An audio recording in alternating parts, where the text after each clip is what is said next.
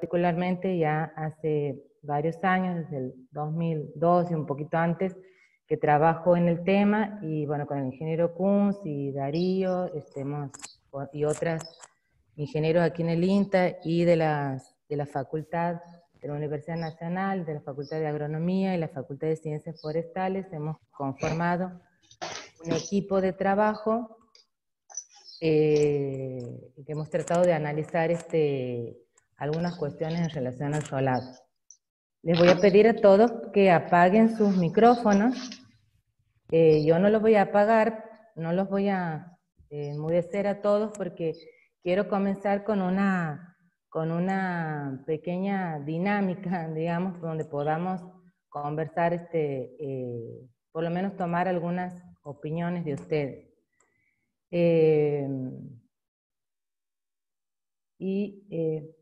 No se corre.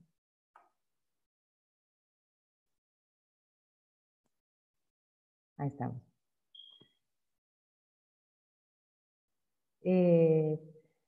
Les voy a pedir que observen estas dos imágenes y...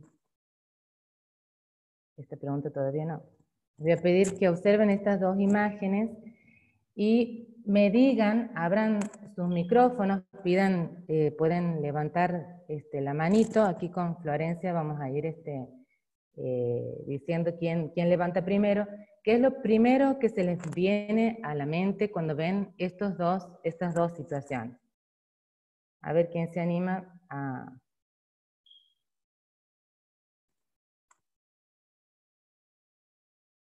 A ver, ahí Leonardo Riva levantó la mano. Leonardo. ¿Cómo va? Buenos días. Hola, buenos días. Sí, se te escucha perfecto. Leonardo, antes de que des tu opinión, contanos por lo menos de dónde vienes. Bueno, principalmente que nos vamos a ver mañana. Soy compañero del curso de posgrado que estoy haciendo con ustedes. Ah, bien, bien. También decidí tomar este curso porque me Ajá, interesó bastante. Estoy trabajando en este tema. De hecho, mi bien. tesis de maestría ronda mucho sobre estos aspectos. Ah, buenísimo. Y bueno, yo vengo de La Rioja, soy de la provincia de Ajá. La Rioja. Ujú. Del Trabajo Cerro como Árico. docente acá en la provincia. Bien, bien.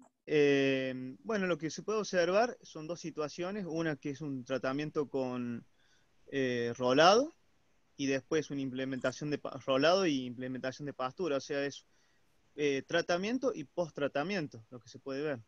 Ujú. Bueno, gracias, Leonardo. No, Vamos por a hacer favor, a usted. intervenciones cortas, así podamos escucharnos algunos más. A ver, ¿alguien más que levante la mano? Eh, ¿Quién? Martín, a ver. Me parece a mí. ¿Qué tal? Buen día. ¿Se escucha bien? Sí, se te escucha bien, Martín. ¿Cómo ¿Qué estás? tal? Buen día. Buen día. ¿De dónde sos, Martín? Soy de acá, de Santiago del Estero, soy Ajá. ingeniero agrónomo y bueno, es una práctica que siempre me ha interesado y la sigo hace mucho tiempo. En este momento trato de implementarla en un Ujú, campo, ujú, así que bueno, por eso es que me he anotado, más allá de que sea una práctica, repito, que me interesa bastante, siempre me interesó bastante, ujú, por un montón de cuestiones.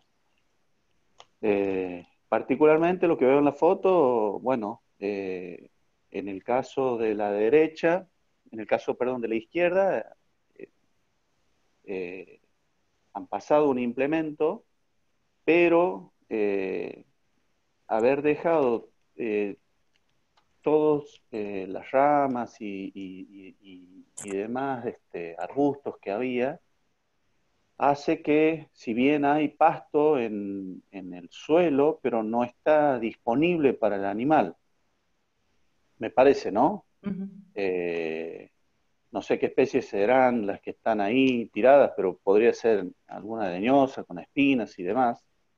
Y eso impediría, sería un factor negativo para el ingreso del animal, con todo lo que eso ocasionaría alguna herida u otra cosa, ¿no? Hacia el animal.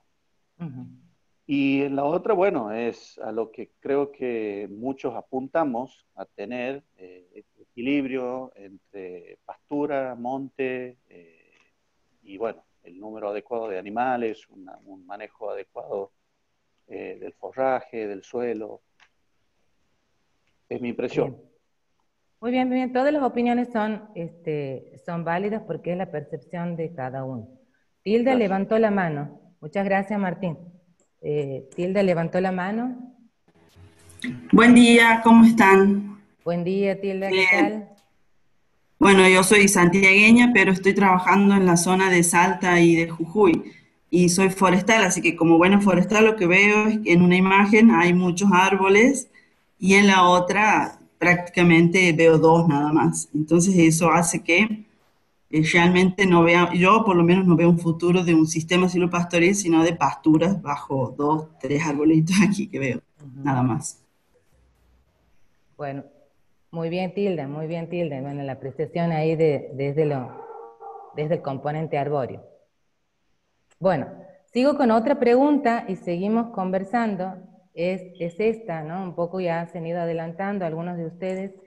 ¿Qué componentes, vamos a hablar, componentes o si quieren también funciones, bienes, servicios, qué componentes, funciones, bienes, servicios del ecosistema están favorecidos, afectados en cada situación? Observemos la imagen de la izquierda y pensemos en todos los bienes y servicios que puede darnos un ecosistema y en los componentes, llamémosle suelo, agua, estructura arbórea, estructura arbustiva, productividad forrajera, eh, eh, productividad herbácea, no forrajera. Pensemos en los componentes que están siendo favorecidos y o afectados en cada situación. ¿Quién levanta la mano?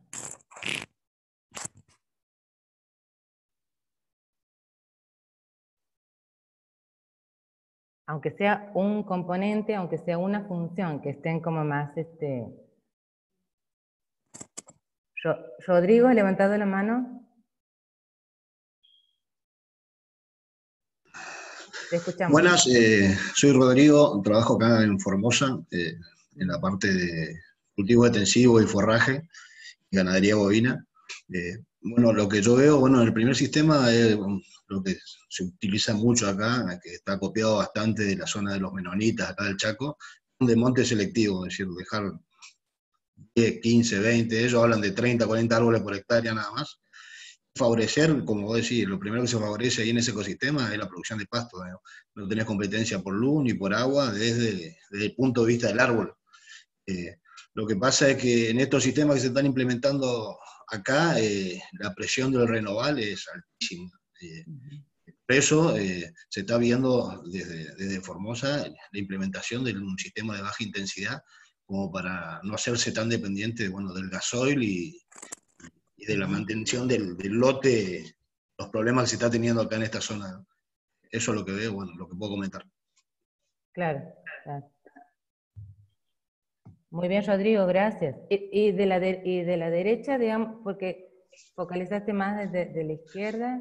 Y de la derecha, evidentemente, es un sistema que hay una buena selección de árboles jóvenes, que es otro problema con los de monte selectivo que se hacen acá, se dejan todos los árboles viejos, se les saca el soporte de la copa, se terminan volcando.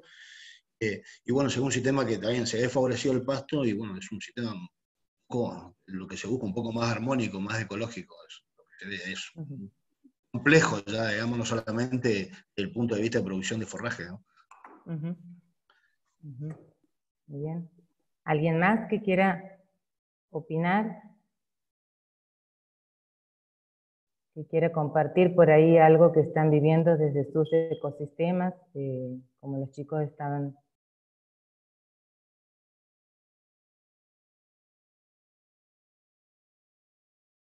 ¿Anima alguien más?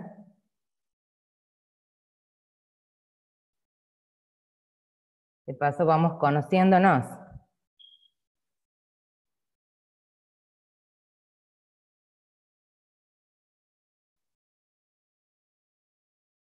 Están dormidos, ¿que no?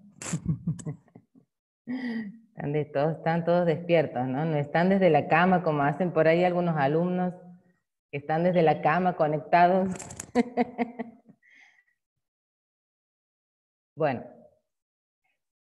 todas las opiniones de los chicos que han comentado son válidas. Cada ecosistema tiene, digamos, presenta y ofrece bienes y servicios, y toda perturbación, así como veíamos la otra vez con el doctor Kunz, toda perturbación, aún esta de la derecha, tiene sus efectos que pueden ser positivos y negativos, ¿no? Porque es así, digamos, es algo que perturba, que disturba el orden natural de un ecosistema, entonces provoca cambios, ¿no?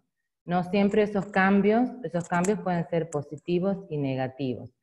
De eso se trata como profesionales, de poder balancear esos efectos, ¿no? Podamos balancear esos efectos. En esta clase yo había pensado comentarles algunas cuestiones que tienen que ver con los tipos de rolado que se ven en nuestra región, ¿no? El rolado es una práctica que está muy difundida en toda la región chaqueña, y hasta también La Pampa, hasta El Espinal, también hacen rolados, así que es una práctica bastante difundida. Y hay varias maquinarias, tipos de rolos, sembradoras. Entonces les voy a comentar un poquito, y si ustedes quieren, pueden también comentar alguna que no aparezca en estas diapositivas.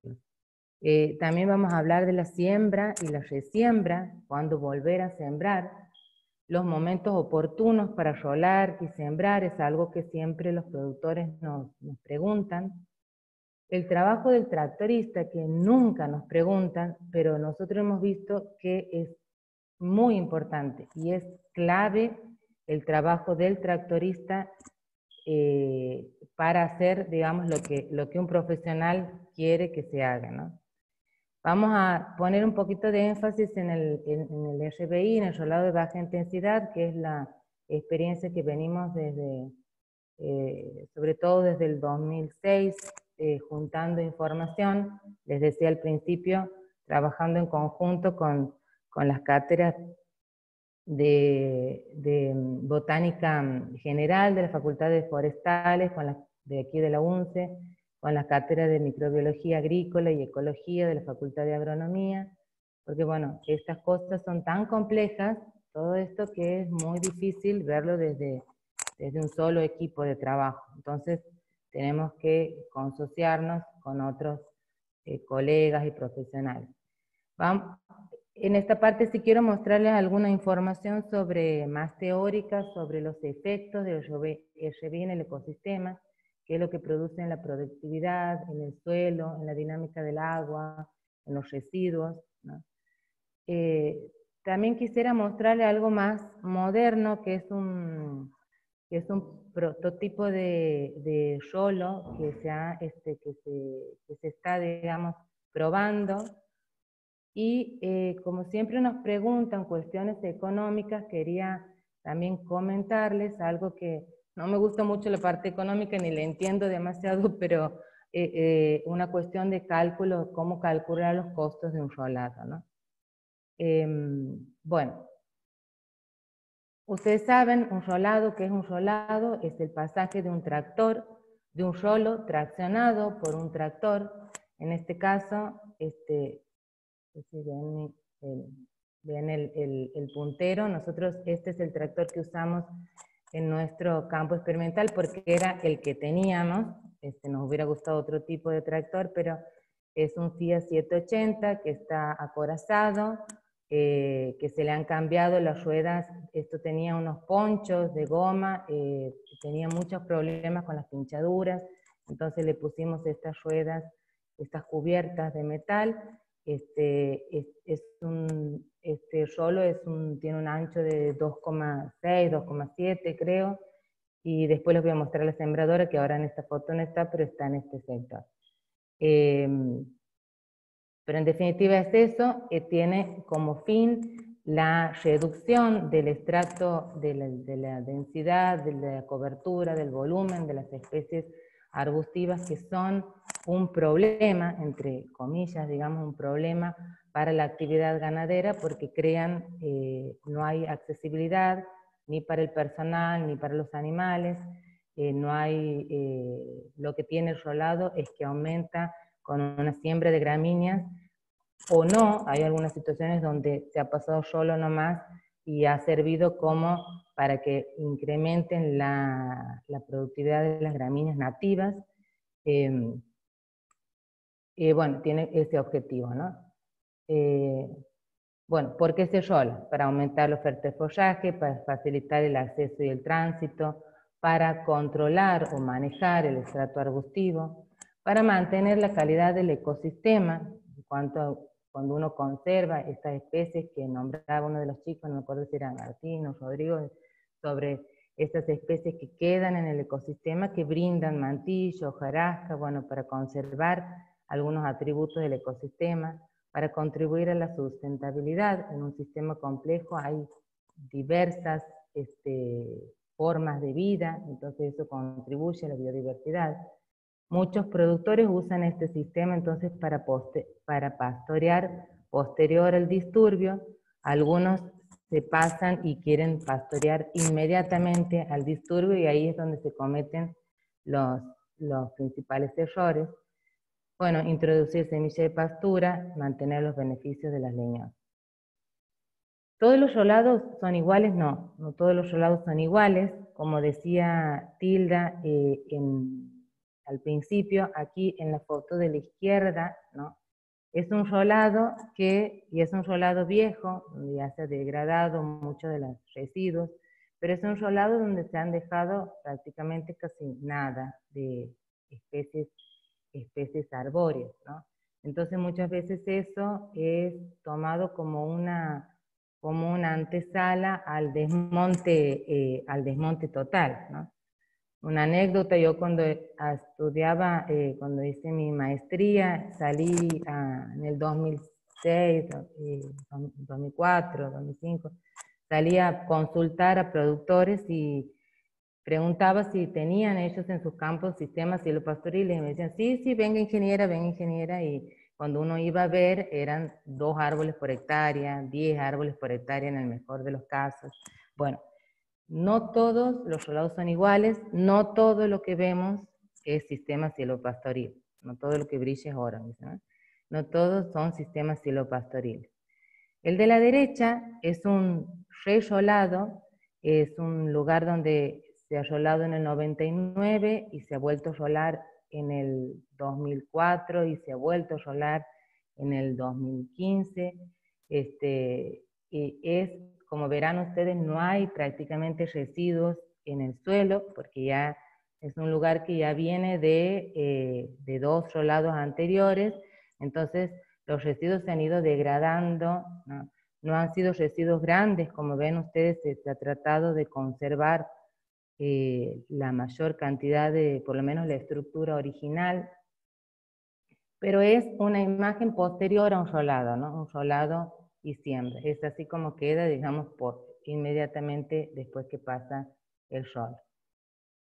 Bueno, con respecto a la maquinaria, les decía yo que nosotros, la maquinaria que teníamos era este tractor, este Fiat 780, que es muy noble, tiene una maniobrabilidad muy buena, tiene una mecánica simple, entonces para los tractoristas en general es una cuestión que no tan complicada, o sea, no tienen tantos problemas con este tipo de tractor. Por ahí le falta a lo mejor un poco de potencia, ¿no? para en algunas situaciones. O sea, yo lo he visto trabajar en otros campos y como que le falta potencia. Entonces está también el de la derecha, que es un tractor articulado. En este caso ustedes ven, vamos a analizar algunas características. A ver, abro al que quiera comentar algo del tractor de la derecha. ¿Tiene alguna experiencia con este tipo de tractor?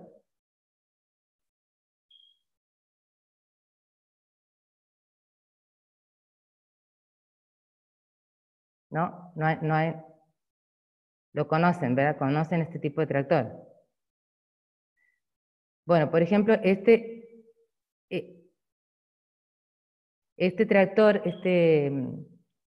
tractor articulado, que tiene también muy buena maniobrabilidad, ¿no?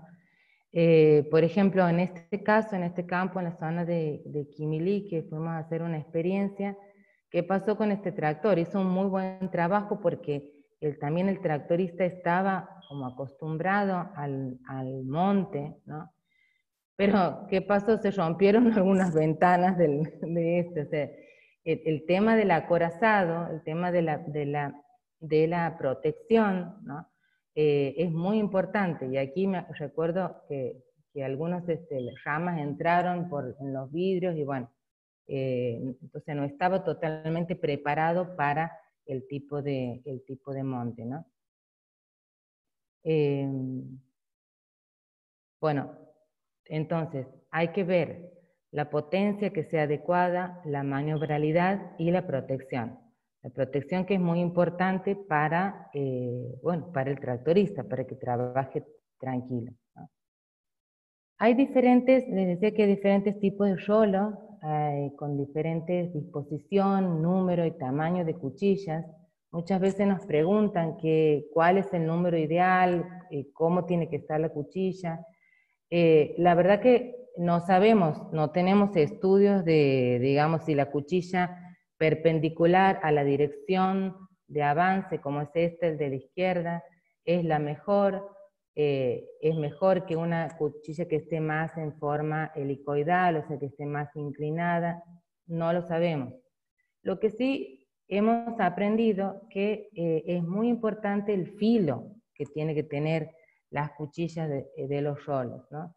Un rolo con unas cuchillas rotas o sin filos, obviamente no va a cortar bien los residuos y necesitamos que se corten para que se degraden lo más rápido posible, ¿no? Observen que hay diferentes anchos, ¿no? Este, por ejemplo, es un ancho que, bueno, ya para todo lo que es armar un sistema silopastoril, esto no es un rolo aconsejable, ni tampoco está bajo las condiciones de la nueva ley, de los acuerdos. Este de la derecha, bueno, hice mal en poner este cuadro aquí porque no se observa bien, pero son dos rolitos, son unas experiencias que hemos hecho con productores, con pequeños productores. Son dos rolitos, en este caso están en tándem, van los dos juntos. Bueno, esta familia tenía un tractor y lo pudo pasar por un lugar que estaba más o menos desarbustado. Entonces, y fíjense en que el de adelante tiene las cuchillas perpendiculares a la dirección de avance, y el de atrás, que es un rolo que le llamábamos poseador, aereador, porque con esta disposición de las cuchillas generaba como unos huequitos en el suelo, como unos pocitos en el suelo que, digamos, puede ser que favorecía un poco la entrada del agua, ¿no? Los rolos pueden cargarse con agua, no sé si pueden lastrarse con agua. Algunos casos hemos visto que los lastran con arena también. Pero bueno, hay que ver qué tractor lo tira, porque no todos los tractores van a tener la potencia necesaria, adecuada para poder tirarlo con un lastre. En el caso nuestro, de nuestro campo, nosotros primero lo lastramos a mitad del rolo y le costaba el tractor, entonces después lo dejamos, vimos que sin carga de agua hacía el mismo trabajo, así que lo dejamos trabajar sin agua y el tractor trabajaba más en mejores condiciones, ¿no? Bueno, de vuelta una imagen de los rolitos, en este caso, como no todos los pequeños productores tienen tractores, en realidad la mayoría no lo tienen, pero sí muchos tienen caballos, entonces hicimos estas experiencias con los rolitos tirados por caballo. En el caso de la imagen de abajo, tirado por un solo animal, y en el caso de la derecha, tirado por dos animales. siempre esto era en un lugar que ya estaba desbajerado, que no había leñosas, porque los animales se asustan, digamos, cuando entran más unas leñosas espinosas. Entonces, bueno, había que hacer un trabajo previo de desmonte selectivo, ¿no? Desbajerado, manual. Bueno, la sembradora.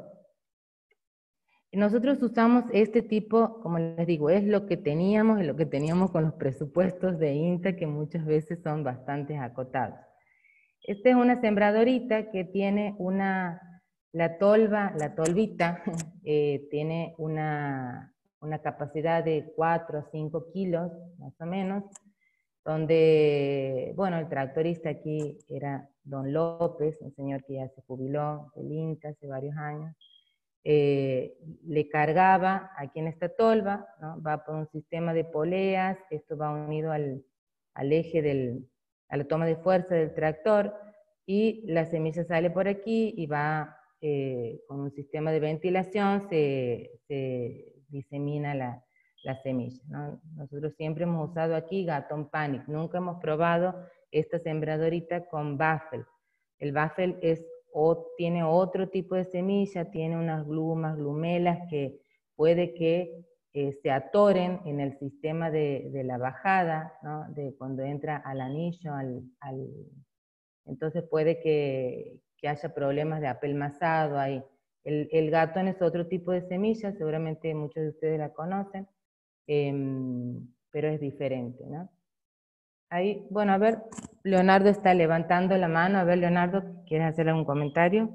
Sí, era interesante lo que usted muestra acá en la foto, ingeniero, porque bueno, en La Rioja principalmente, que no se puede cultivar otra pastura que no sea búfal, se utiliza un cajón sembrador acoplado al rolo.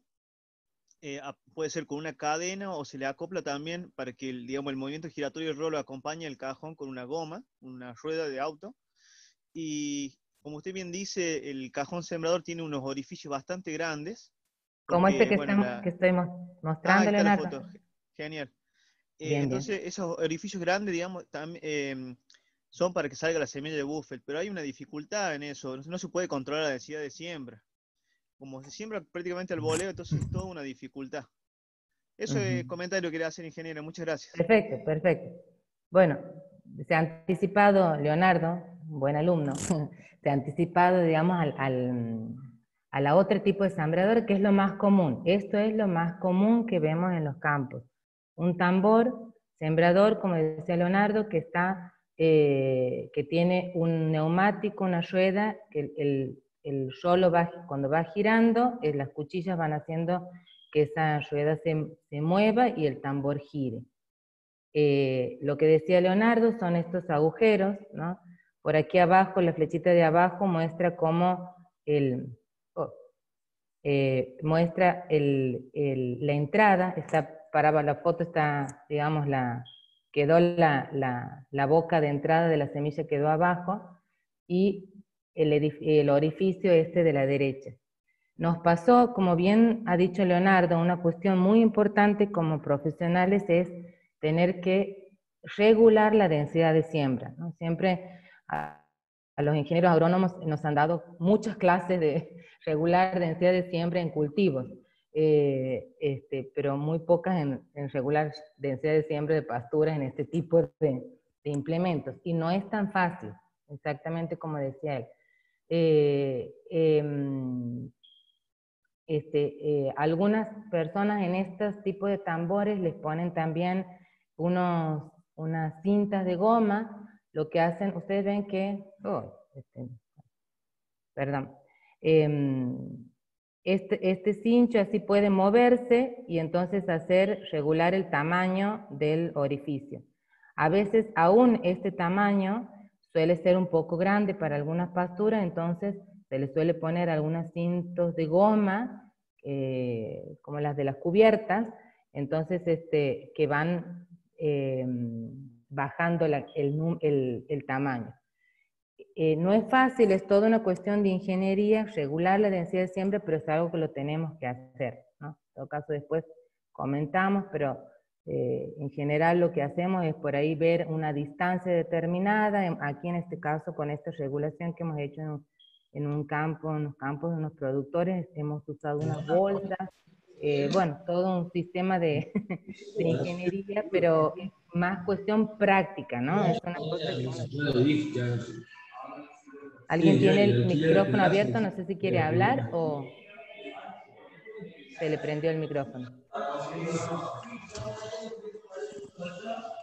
Ah, bueno. Esto les quería comentar que estos rolos, alguien mencionó el tema de los menonitas, estos rolos han sido construidos por un grupo de menonitas y se los han vendido a un grupo de productores de la zona de Figueroa, aquí en Santiago del Estero, ¿no? Entonces este grupo de productores es una asociación grande que están probando este tractor y este rolo en diferentes lugares.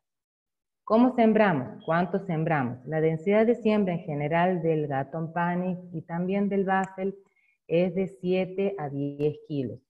Las empresas recomiendan 7 kilos, pero a veces hay que aumentar un poquito porque ustedes saben que las semillas, por lo menos la del Gatton, vienen peletizadas, ¿verdad?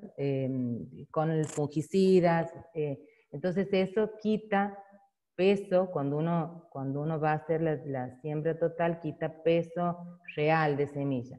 Y también el poder germinativo, la energía germinativa que vienen de las empresas a veces no es el 100%, sumado a que el Gatton tiene esta cuestión de la germinación escalonada. Uno siembra el primer año y sale aproximadamente el 40% de esa semilla, al otro año va a seguir saliendo, no sale todo en la primera vez que sembramos. En cuanto a las pasadas del rolo, siempre es algo que nos preguntan. Nosotros en el caso del campo experimental hicimos un ensayo donde pasamos una vez en unas parcelas, me faltó aquí un esquema, digamos, pido disculpas, se pasó una sola vez, y después en otras parcelas se pasó 2 veces, y la segunda vez fue aproximadamente a 45 grados de la primera. No sé si me estoy haciendo entender.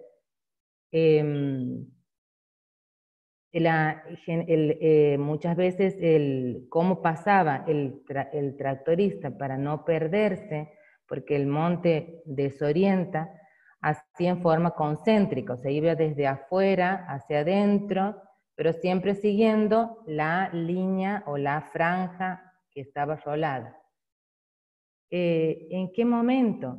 Bueno, generalmente en el invierno, a ver, en los campos en general se puede rolar en todo el año, ¿no? Porque a veces no siempre está la maquinaria disponible, a veces los problemas que tienen los tractores hasta que se los soluciona, el productor tiene que esperar y tiene que esperar que se solucione ese problema mecánico, entonces bueno, a veces es cuando se puede, ¿no?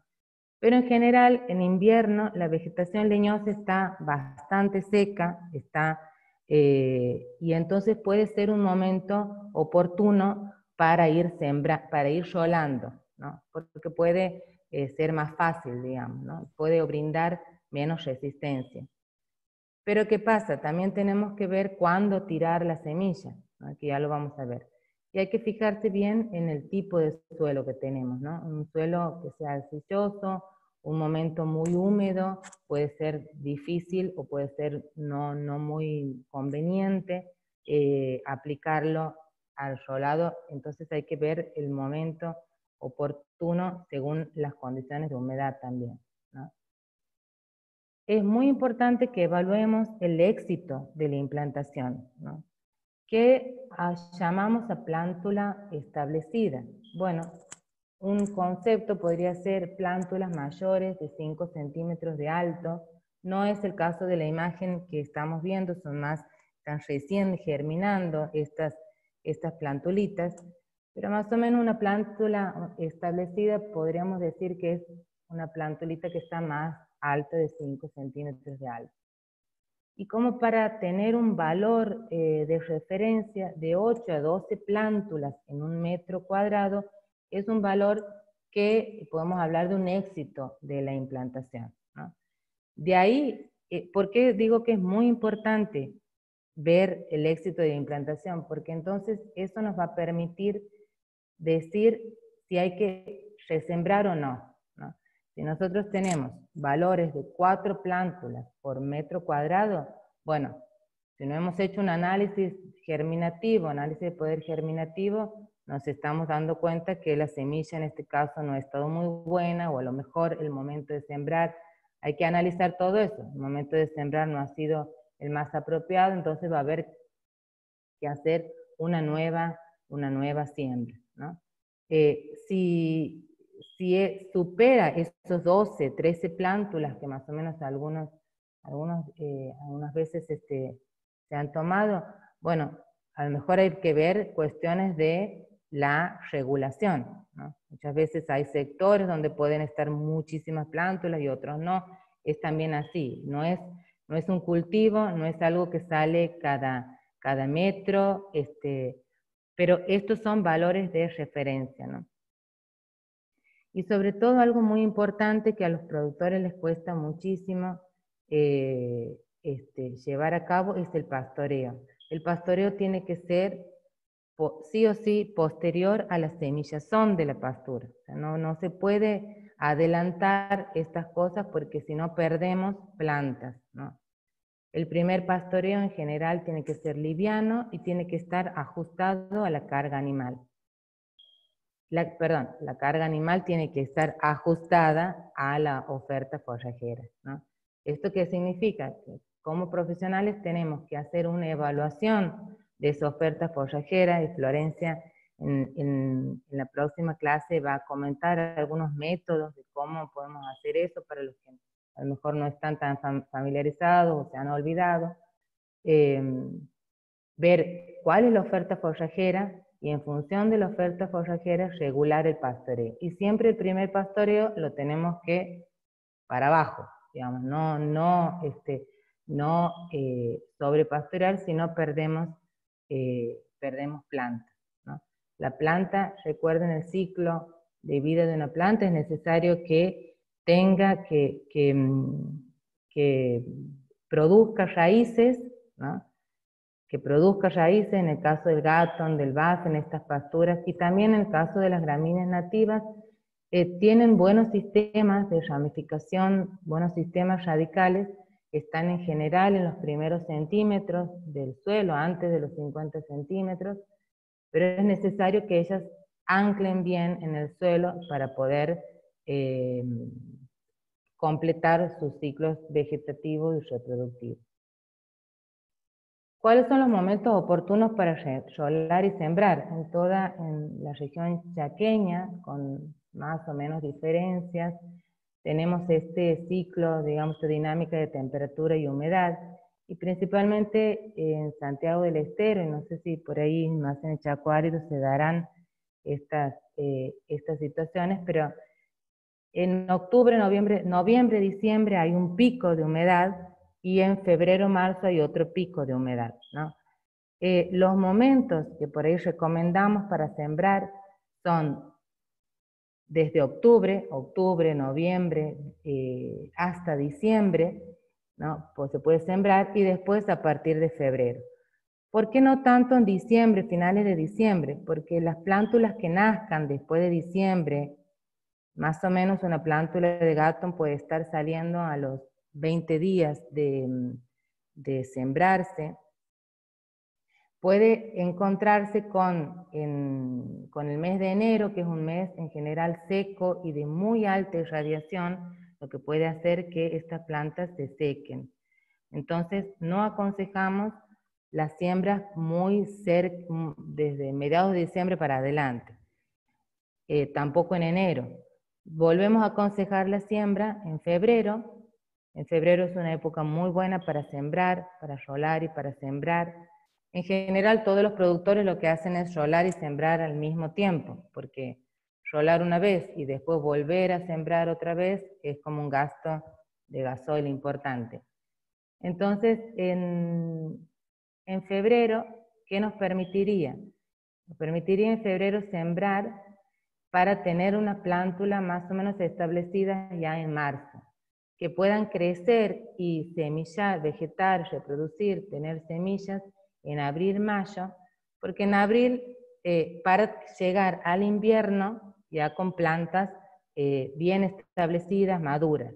En ese invierno se podría dar un primer pastoreo, como les decía, un primer pastoreo liviano, ¿no?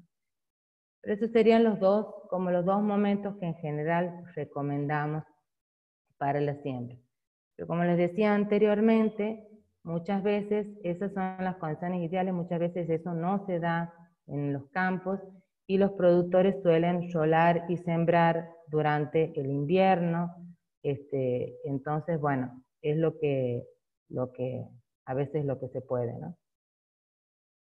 El trabajo del tractorista es muy importante. Bueno, les mostraba a don López, no he tenido algunas imágenes en mi computadora de los tractoristas más jóvenes que tenemos, pero en general el tractorista son personas que han tenido mucha más experiencia en las tareas agrícolas, en las tareas de monte. Entonces vienen acostumbrados a trabajar en franjas, en melgas, como se le dice en la parte agrícola, y el monte, como digo ahí, el monte a veces los desorienta, ¿no? Por eso es muy importante, bueno, el acompañamiento, ¿no? Unas recorridas previas, nosotros hemos aprendido que en todos los sitios obviamente no son iguales, es muy importante en las recorridas previas porque ahí se puede observar si el lote tiene partes bajas, tiene zanjas. Que el tractor caiga en una zanja de medio metro puede ser un par de días perdidos, puede ser una rotura muy importante del tractor. Entonces es importante que se recorra el lote previamente. Los tractoristas más jóvenes hemos visto que están como más acostumbrados a la tecnología, entonces y han podido usar GPS. El GPS es una herramienta que les puede ayudar mucho a ellos para no perderse, para ver por dónde, cómo van a hacer el trabajo. En general es importante que el tractorista tenga conocimientos generales, en mecánica general, para poder valerse en esos días que a veces está solo, ¿no? Y lo que hemos visto, y una cosa que les comentaba el ingeniero Kunz la otra vez, era que en general estas tareas se las destina a los contratistas y no hay una supervisión profesional. Hemos visto muchas veces y hemos escuchado muchas veces a los productores decir que han vuelto a las 2 semanas y ya estaba todo los quebrachos colorados en el piso. Y bueno, pero no es así, digamos. O sea, no se puede ir y dejar al tractorista, al contratista, 2 semanas, 3 semanas y volver cuando ya está todo en el piso, ¿no? Entonces la supervisión profesional es fundamental. Entrando un poquito en lo que es el rolado a ver, alguien levantó la mano, creo que Rubén Darío. A ver, Darío. Hay un comentario cortito, Roxana, relacionado a lo último que estabas diciendo. Es que, bueno, también lo que hemos visto en el campo experimental nuestro del INTA es que es importante también que el trabajo de rolado lo realicen entre 2. Así los tractoristas se vayan turnando más o menos, si la jornada de trabajo es 5 horas, bueno, 2 horas cada uno, más o menos una cosa así, porque como para que descansen. Y después el hecho de que mientras el tractor está rolando, la otra persona sigue caminando el monte, lo sigue caminando y sigue buscando estas cosas de hormigueros y tocones también en algunos lugares. El tema de los tocones ahí en un tractor como el Fiat 180 queda ahí como colgado, también es un problema. Entonces esa recomendación también quería remarcarla, ¿no? Que trabajen de a 2 de esa forma. Eso nomás, gracias. Perfecto, muy bien, muchas gracias Darío. Es cierto, yo me había olvidado. Bueno, nosotros en nuestro en general en la región chaqueña hay muchos hormigueros, ¿no? Es una... Bucher al año 1982. Darío, apaga tu micrófono, por favor.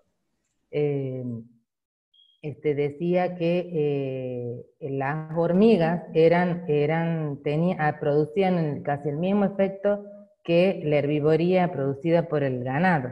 O sea, la importancia de los hormigueros en la región chaqueña es clave, y entonces por eso, como dice Darío, los hormigueros, los tocones, ¿no? Muchos de nuestros sitios ya han sido en algún momento, han tenido alguna explotación, aprovechamiento forestal, entonces esos tocones que a veces suelen ser de diámetros importantes y de altos, como de 20 centímetros, pueden generar algún problema en alguna parte de la dirección, algo del tractor.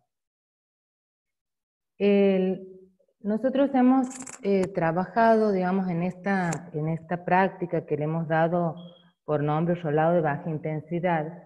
La otra vez el ingeniero Kunz, y cuando puedan revisen esos apuntes, donde lo importante que es estudiar una perturbación desde las características de los atributos de intensidad, severidad, frecuencia, ¿no?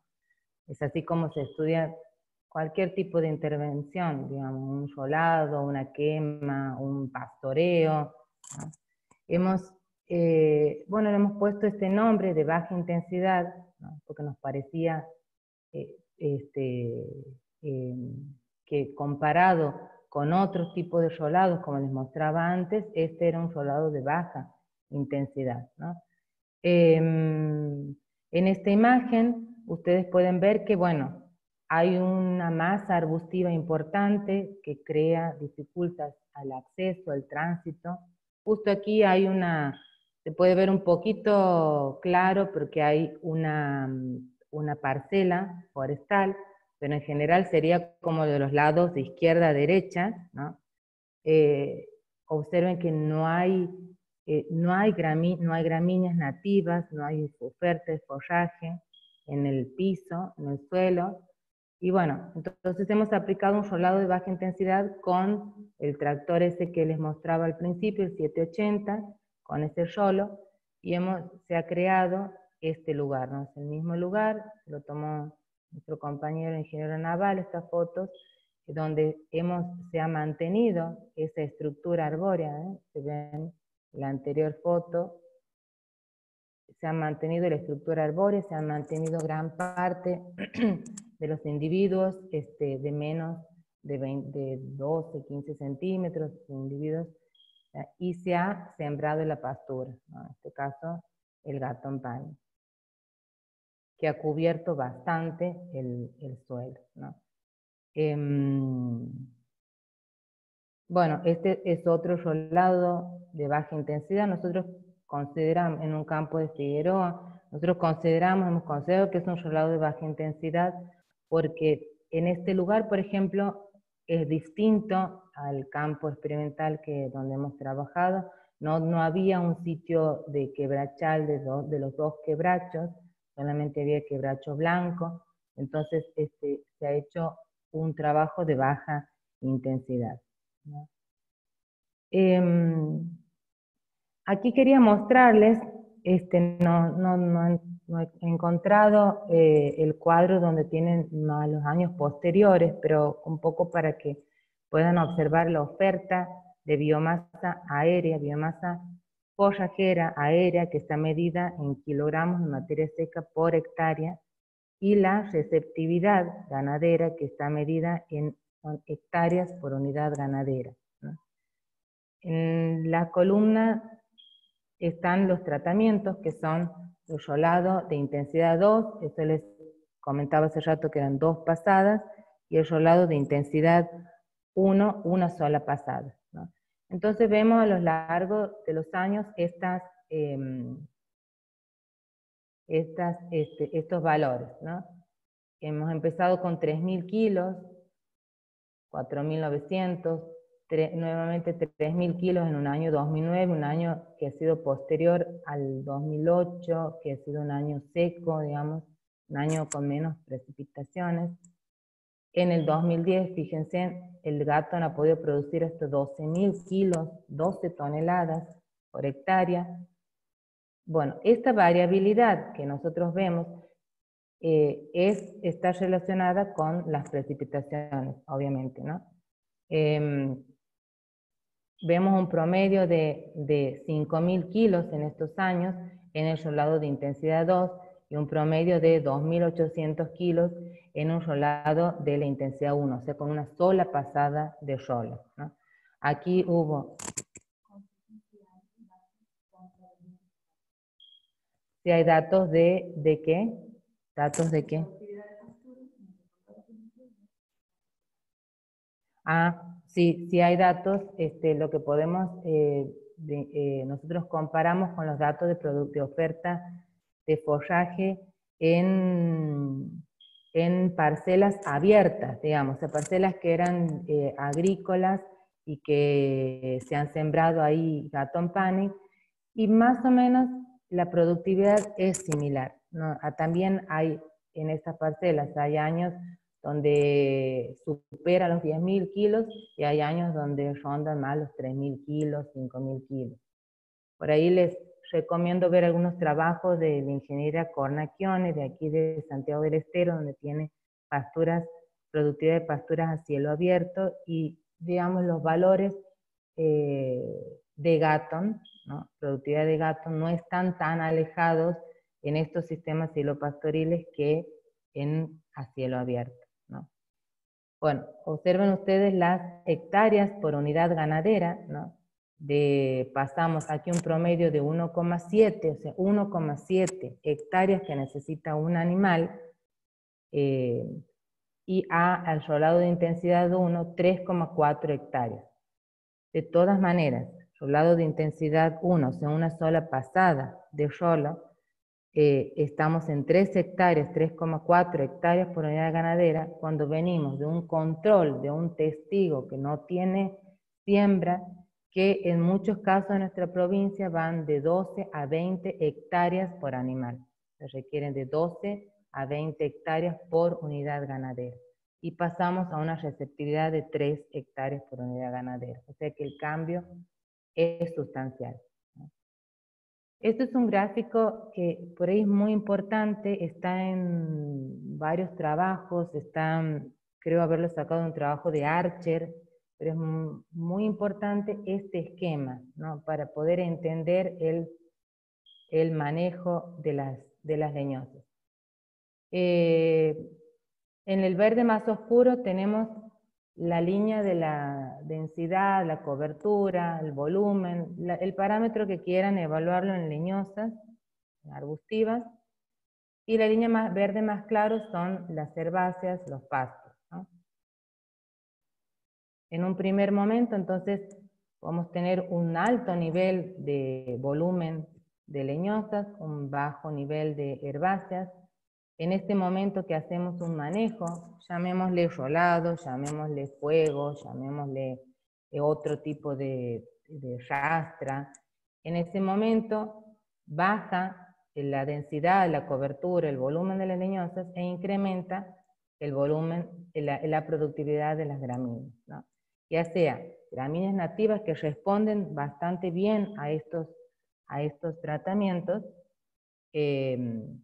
y más aún si se siembra, ¿no es cierto? Aumenta entonces la densidad, la cobertura de las gramíneas, después hay un momento, un plató donde se mantienen. Las arbustivas, ¿qué pasan? Siguen creciendo, van a volver a crecer, porque como les decía la otra vez, el rolado no mata, digamos, solamente puede matar los tratamientos químicos, el control químico, y aún así estamos como evaluando cuál es el efecto de los tratamientos químicos, ¿no?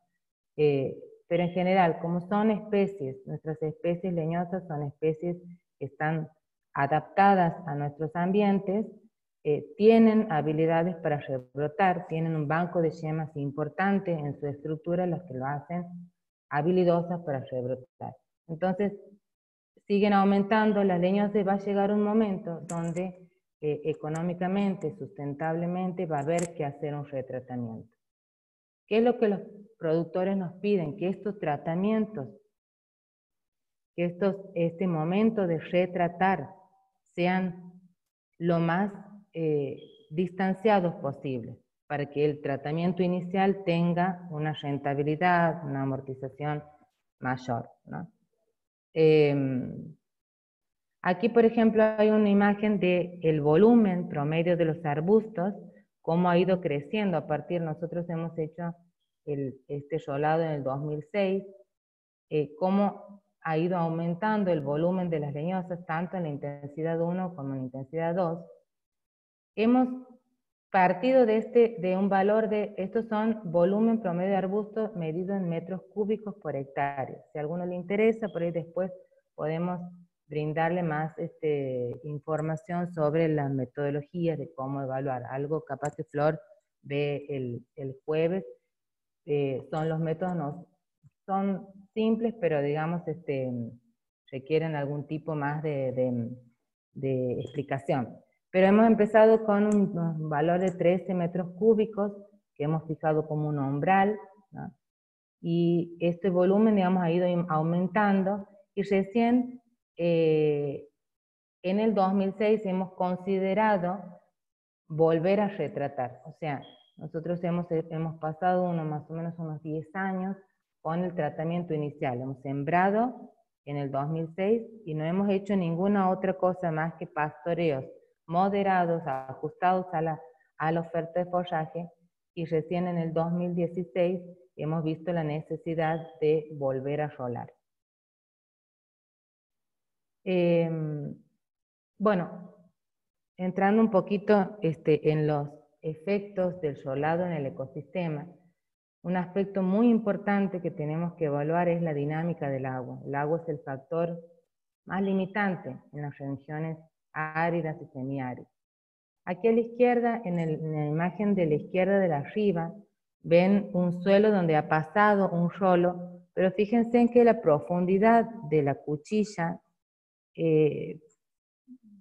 puede que sea 3 centímetros, 4 centímetros. Pero fíjense en la imagen de abajo, la profundidad, que es otro suelo, ¿no? Es otro tipo de suelo, la profundidad de la cuchilla puede que sean 10 centímetros, ¿no? Si no me está fallando. La profundidad entonces en la que accede la cuchilla depende mucho del tipo de suelo, el contenido de arcilla, de arena tenga, también depende del contenido de humedad del suelo en el momento en que se rola. Nosotros lo que hemos hecho aquí con la imagen de la derecha es evaluar ya hace algunos años, y esto lo pueden encontrar en un trabajo que hemos hecho con el ingeniero Kunz en el año 2003, rolado e infiltración del agua en el suelo. Hemos visto que la velocidad de infiltración, fíjense en que en estas curvas, si ustedes recuerdan cómo medíamos la velocidad de infiltración, al principio es alta y después ya se va estabilizando. En el testigo era más alta que en el rolado, inmediatamente después de haber hecho el rolado, no recuerdo si era un par de meses, era casi muy pronto. Bueno, en el trabajo lo pueden encontrar más detalles. ¿Qué hemos visto también? Que en la velocidad de infiltración, cómo influye el tipo de cobertura. Fíjense en que esto negro es sin mantillo, en un suelo desnudo, lo amarillo es con un mantillo de pasto, y lo rojo es con un mantillo de leñosas, ¿no? O sea, con un mantillo, con una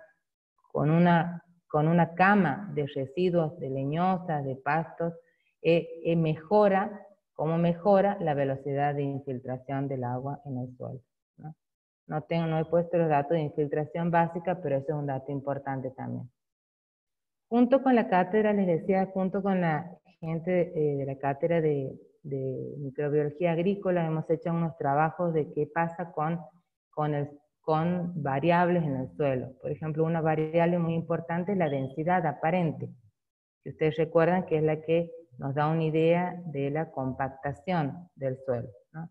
Y en este caso también vemos que la cobertura contribuye a la disminución de la densificación, ¿no? O sea, de la compactación. favoreciendo así la conservación del agua. Aquí en este gráfico ustedes pueden ver que se grafica la densidad aparente que está en gramos por centímetros cúbicos en función de los dos tratamientos testigo y rolado de 2 pasadas, y se han hecho los análisis en suelos bajo cobertura de mistol, que es el azul, cobertura de quebracho blanco el naranja y cobertura de quebracho colorado el gris, ¿no? Entonces ven que no hay demasiadas diferencias, no hay un incremento significativo en la densidad aparente. Esto es lo que nos mostraba la ingeniera Enrique, la ingeniera Albanesi. No hay un efecto sustancial, significativo en el aumento de la densidad aparente, ¿no? Y cómo tiene que ver la cobertura arbórea en esta variable. ¿Qué pasa con el carbono orgánico que nos da el tema de la materia orgánica del suelo? También está expresado en gramos de carbono por kilo en función de los tratamientos testigo y silopastoril. El carbono orgánico del suelo se mantiene, ¿no?, dado por el aporte del mantillo de las leñosas y de las herbáceas. Fíjense cómo en lo verde, en el silopastoril, hay un incremento del carbono orgánico, ¿no? Esto me pasó la ingeniera Enríquez, como para comparar, digamos, el cambio de uso del suelo, cómo disminuye el carbono orgánico almacenado, y estos datos están en este trabajo. No es el trabajo propio, sino es un trabajo que lo que se quiere hacer es comparar, ¿no? Por ejemplo, cuando el uso del suelo se cambia de una pastura a una plantación, hay una reducción del carbono orgánico del 10%. Cuando hay un pasaje de un bosque nativo a plantación, hay una reducción del 13%. Cuando se cambia el uso de un bosque nativo a cultivo, el carbono orgánico reduce en un 42%. Y cuando se cambia de pastura al cultivo, en un 59%. Estos son datos de esta gente, Guo y Gifford, en el 2002, que hablan sobre estos cambios en el carbono orgánico, ¿no? Sin embargo, con este tratamiento nosotros hemos visto un incremento del carbono orgánico. También en el nitrógeno orgánico vemos una reducción. Aquí se ve una reducción en función del testigo. Sin embargo, esto no ha sido, bueno, faltan aquí las significancias, pero en este trabajo pueden encontrar algunas cuestiones de nitrógeno. Me faltarían algunos trabajos más modernos que a ver si les interesa los puedo conseguir. Pero no hay una diferencia significativa en la reducción del nitrógeno total. ¿Qué pasa con el rebrote de las leñosas, ¿no? Todas las leñosas rebrotan. Aquí hay una parte que queda en el piso, que es muy importante. Fíjense aquí que bien que ha cortado el rolo a estos residuos, y hay una parte que queda, ¿no? Y esta es la parte que rebrota. Generalmente el banco de yemas se encuentra en la zona de la corona del arbusto, y esta es la parte que rebrota, les decía, ¿no?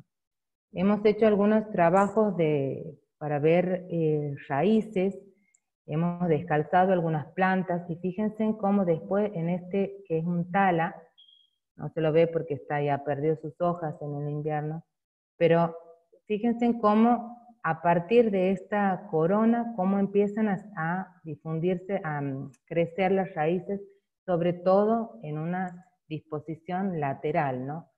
Esto que nos da una idea, y les muestro otra fotito que a mi pobre ayudante que sufre por ahí, Víctor, lo hice cavar unos cuantos metros para ver estas raíces, cómo se organizan, ¿no? O sea, la organización lateral de las raíces, ¿no? Esto nos indica la importancia del agua en estos sistemas, ¿no? Las raíces están buscando el agua, que generalmente se ubica, está en los primeros centímetros de profundidad del perfil, ¿no? El tema de los residuos es muy importante. Esto volvemos a la primera imagen, ¿no? Es muy importante esto de cuántos residuos queda después de una intervención, ¿no? como decía uno de los chicos, no recuerdo quién, bueno, en este lugar, ¿cómo pueden entrar los animales aquí? Primera cuestión, digamos que un agrónomo, un veterinario puede ver, aquí no puedo meter los animales, dice, aquí los animales van a tener problemas,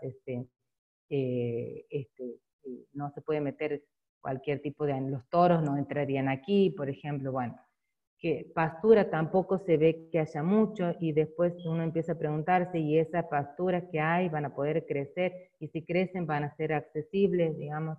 Entonces, ¿y qué pasa con todo eso que ha caído? Como decía Tilda, ahí hay un montón de cobertura arbórea, de biomasa arbórea, de biomasa de árboles que está en el piso.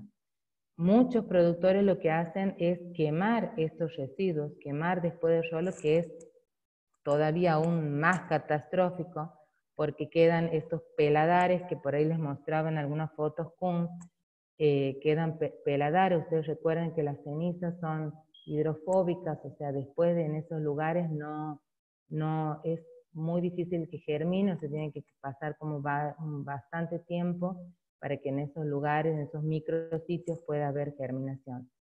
Entonces, la importancia de estar atentos con los residuos que dejamos y de evaluarlos. Hay métodos para evaluarlos, y esto nos da la idea de la severidad de la perturbación. En este caso, seguramente, no recuerdo dónde saqué esta foto, pero fue un rolado de severidad intensa, ¿no?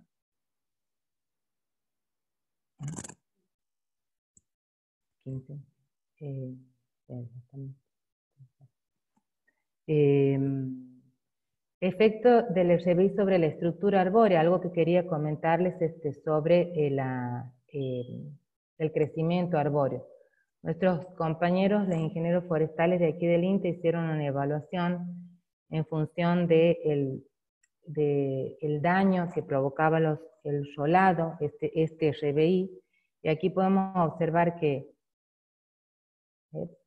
lo verde son los sanos, ¿no? Hay bastantes sanos en cada clase diamétrica. Aquí están los más chiquitos, todos estos grupos son de los grupos de los individuos de regeneración, y después están los más grandes, los de diámetro de 67 centímetros, que son los menos, que son los árboles más viejos.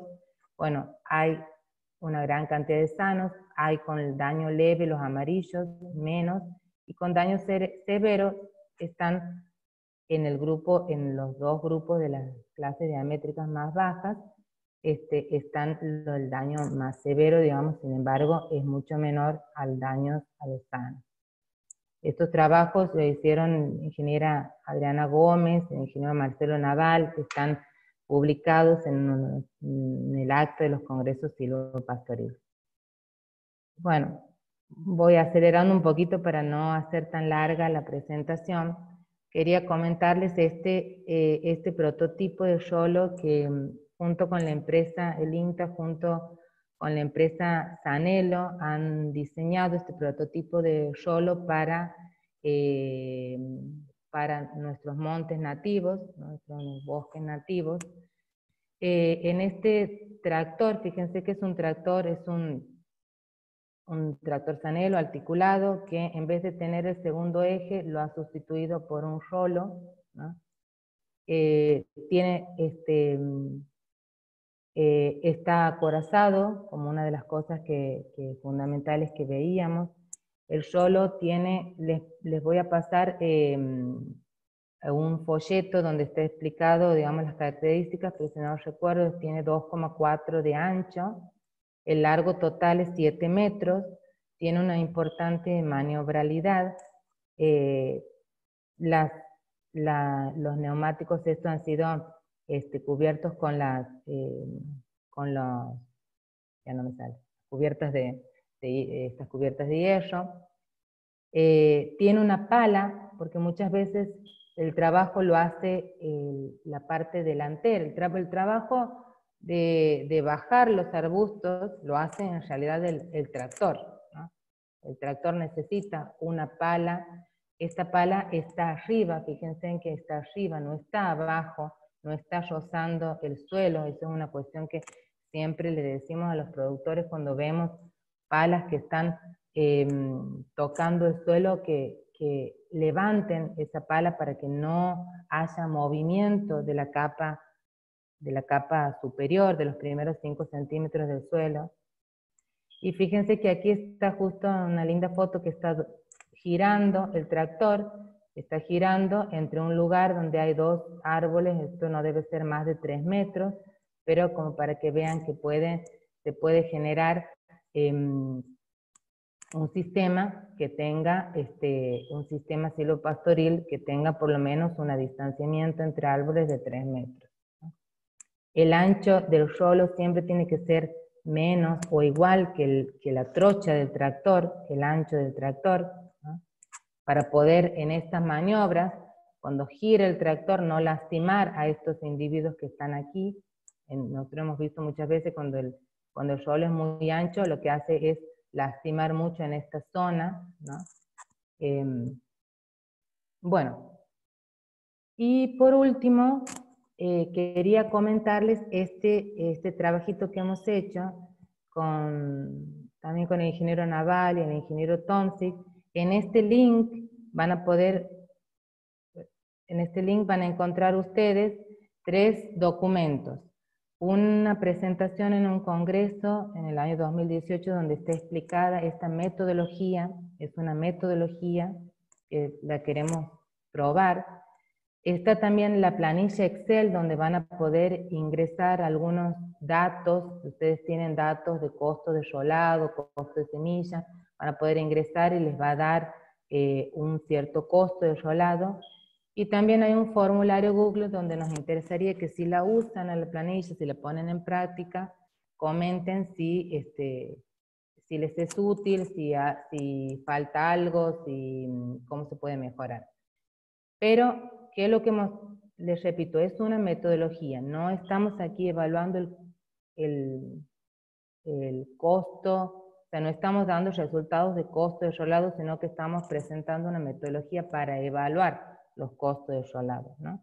No sé si me hago entender. En no sé por qué no me aparece el cursor, bueno, ahí está. El costo de la práctica de rolado en pesos por hectárea por año está dado por el costo de rolado sin semilla en litros de gasoil, el costo de la semilla también transformados a litros de gasoil por hectárea, los años de duración de rolado, hay rolados que lo hacen cada 3 años, cada 4, cada 5 años, otros costos, otros costos operativos que se requieran en este análisis, el precio del litro de gasoil y una tasa de interés que es real, que está explicada ahí en el trabajo. Esto como para comentarles y mostrarles algo de cómo calcular un costo de rolado, ¿no? Para concluir entonces, es importante en una planificación del rolado los objetivos. ¿Qué objetivos tenemos? Objetivos podemos enmarcarlos según los pilares de la sustentabilidad en objetivos productivos, ambientales y sociales. En los productivos, bueno, ¿cómo hacer la perturbación? ¿Qué características tiene la perturbación del rolado? Y volver a los atributos de intensidad, severidad y frecuencia. Poder evaluar estos atributos del rolado. ¿Con qué maquinaria? ¿Quién los realiza? ¿Con qué métodos? Ese es el cómo. Y evaluar los efectos. Para evaluar los efectos también tenemos que evaluar, como les decía el ingeniero Kunz la otra vez, una línea de base. ¿Cómo era antes? ¿Cómo es después? Cómo los atributos, los aspectos productivos, la productividad del forraje, la densidad de volumen, la cobertura de leñosas, la cantidad de residuos leñosos, cómo era antes, cómo es después del rolado, cómo es a los 5 años del rolado, a los 2, 3, 4, 5 años. En atributos o parámetros ambientales, qué pasa con el suelo, con el agua, con la biodiversidad. No he mostrado unos trabajos de biodiversidad, pero que tenemos del rolado que son bastante interesantes también, pero como hemos evaluado con una gente de checoslovaco donde ellos han visto, han hecho un análisis de biodiversidad, han visto que el rolado no afectaba, este tipo de rolado no afectaba la biodiversidad. Y en cuanto a los sociales, ¿no? La satisfacción del productor, la relación costo-beneficio, la mano de obra requerida para estos tratamientos. Todos estos son aspectos que uno tiene como profesional que hay que evaluarlos y hay que estudiarlos, ¿no? Para poder hablar de la sustentabilidad de una práctica. Bueno, por mí entonces nada más. No sé si tienen consultas, comentarios, todos son bienvenidos.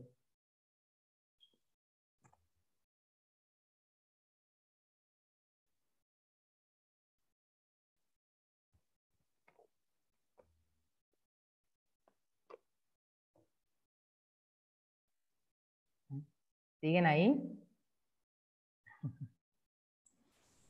Rox, ¿podría salir de la pantalla completa? Sí, sí. Ahí está, así.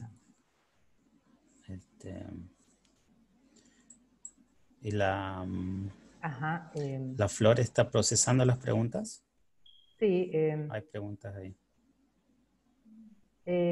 Bueno, aquí esto de los datos de productividad y versus desmonte total, eso les había comentado sobre los datos de Cornacchione, que no son tan diferentes, son también, como les decía, tienen que ver con la dinámica de las precipitaciones en el año. Está asociado, digamos, el ratón pani es una especie, una pastura que está íntimamente determinada por los pulsos de humedad, ¿no? Entonces, va, digamos, de la mano de la precipitación. Aquí hay una pregunta, si podría explicar un poco la metodología de determinación del volumen de arbustos y la definición de 13 metros cúbicos para volver... bueno, no lo he explicado bien eso. La metodología para determinar volumen de arbustos, sí, Rodrigo, por ahí en términos generales te lo puedo comentar, pero es, digamos, hay que estudiarlo un poquito y hay que ponerla en práctica, ¿no? Hay dos cuestiones que hay que evaluar con los arbustos, la densidad y el volumen, ¿no? La densidad de los arbustos, uno puede medirlo, por ejemplo, con el método del vecino más cercano, son métodos de abundancia. Esto están bien descritos, si te interesa por ahí, haciéndome acordar y te mando un capítulo del libro de Krebs, donde se puede encontrar bien explicado cómo medir la densidad. Por el método del vecino más cercano es el que usamos nosotros. También hay otros métodos como cuadrantes centrados en un punto, se pueden evaluar también. Por un lado la densidad y por el otro lado el volumen. Un arbusto ocupa un volumen en el espacio y ese volumen lo que nosotros hacemos es medirlo por la altura y los diámetros ortogonales. Luego esas medidas son transformadas según algunos cuerpos geométricos. Por ejemplo, muchos arbustos tienen la forma de un cono invertido, ¿no? Les voy a dejar también un trabajo donde está más o menos explicada la metodología esta, un cono invertido. Entonces con eso, asociado a esa forma, al cálculo de esa forma geométrica, se puede evaluar el volumen. Los 13 metros cúbicos no es que es un valor, no es una definición, es lo que nosotros encontramos antes de iniciar con el rolado. Entonces, ¿se entiende? Antes de iniciar con el rolado, nosotros encontramos un valor de 13 metros cúbicos. Entonces, fue para nosotros ese el volumen inicial. Después del rolado seguimos midiendo año a año y vimos que recién en el 2016, a los 10 años, se llegó a ese volumen inicial. Bueno, después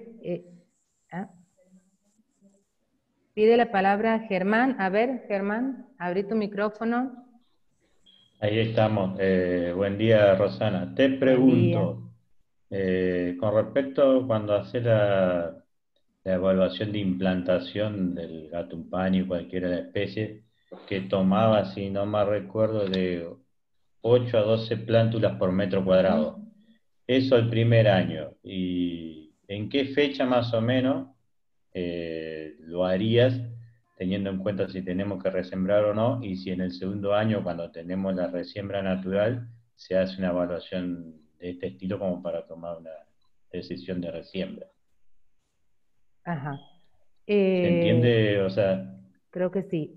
Cuando uno siembra, más o menos tiene que esperar, ¿no es cierto?, un tiempo, unos 20 días, 30 días, ir al campo evaluando, monitoreando cómo va ese avance de la implantación, de la germinación, la emergencia y la implantación, ¿no? En general lo que nosotros hacemos, bueno, es al mes ir a evaluar y ver esa implantación. Si es menos de esos 8 plántulas por metro cuadrado, bueno, seguimos esperando, porque también a veces en la práctica uno dice, bueno, resembrar, pero volver a pasar el tractor por ahí no es conveniente. Si la resiembra se podría hacer a mano, por ejemplo, para poder aumentar y llegar a los 13, a ese rango de 8 a 13. ¿Qué hacemos al año? Seguimos evaluando sobre todo la productividad, ¿no? También evaluamos emergencia, pero ya nos enfocamos en la productividad, en la biomasa de la pastura. Se puede evaluar, se puede seguir evaluando emergencia en un mismo marco. Vos puedes evaluar las matas que ya están establecidas y su productividad y ver si hay nuevas germinaciones, eso sí.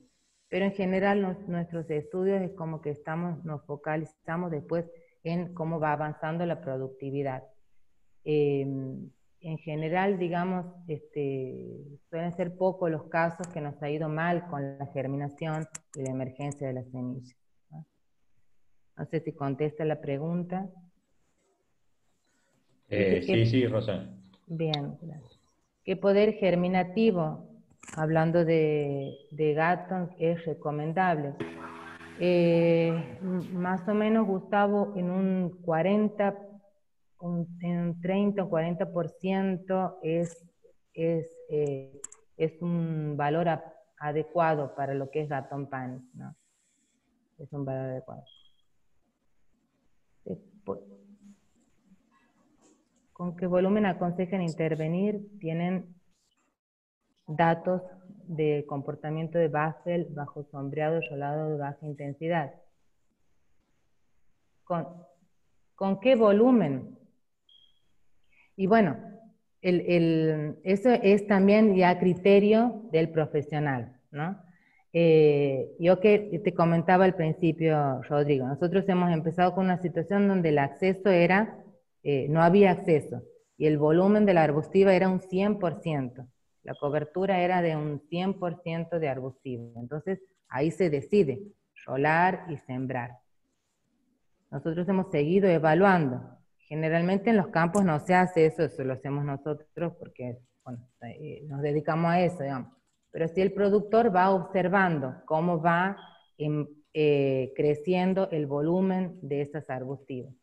Hay muchos productores que se desesperan, ¿no?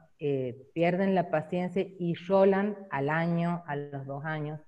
No es lo recomendable, porque significa que una práctica donde es tan cara, porque la semilla está en valor dólar, la semilla de gato umpani está en un $8 el kilo de semilla.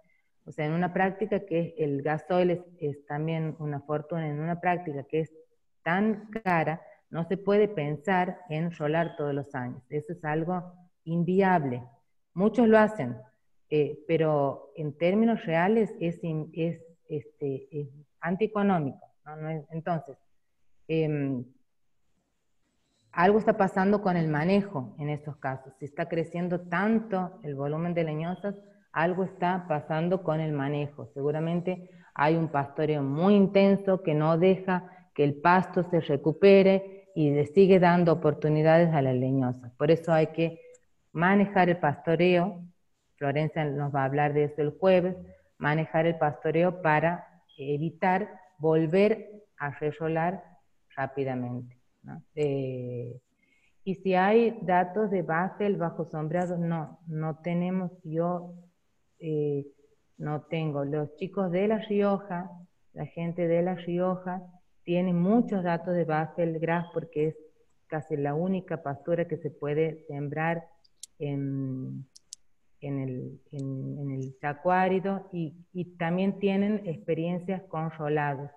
Busca, bueno, aquí uno de los compañeros, Leandro, es de La Rioja, pero busca trabajos de Blanco, de Lisandro Blanco, de Errante, busca trabajos en internet que tienen muchos trabajos, mucha información sobre Basel en rolados.